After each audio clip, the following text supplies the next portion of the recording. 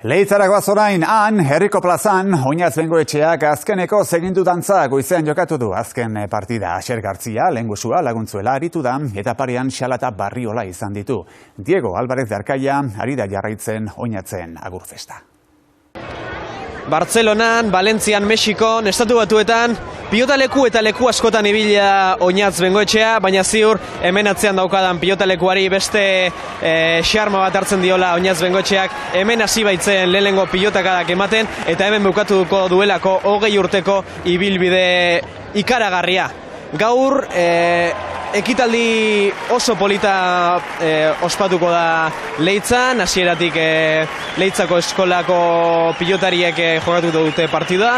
Orain, sorpresa izan den partidua, Oinatzek bere lehengusu eta botillero izandako Asier Gartziarekin ibiliko da, eta aurrean Xala eta Abel Barriola. Baina hau ez da hemen geratzen, gero bazkari handia eta potola izango da, 800.000 arteko pertsona espero da, bazkari handia, baina hau ere ez da hemen geratzen, ze arratsaldea eta gaua oso luzeak izango dira.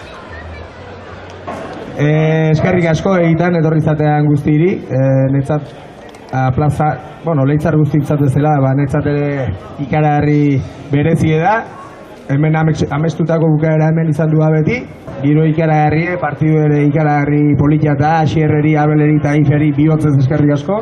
Nik uste ez duela sekula ahaztuko egun hau, ez? Eta beretzako egun berezi honetan, eta herriarentzako egun berezi honetan, hor egotia jokatzen, betirako egon naiz eskertua Oinatzeri, bai. Hemen egon nahi nuen gaur, gainera sekulako eguraldia eta festa giroa dago, inork baino gehiago merezi du.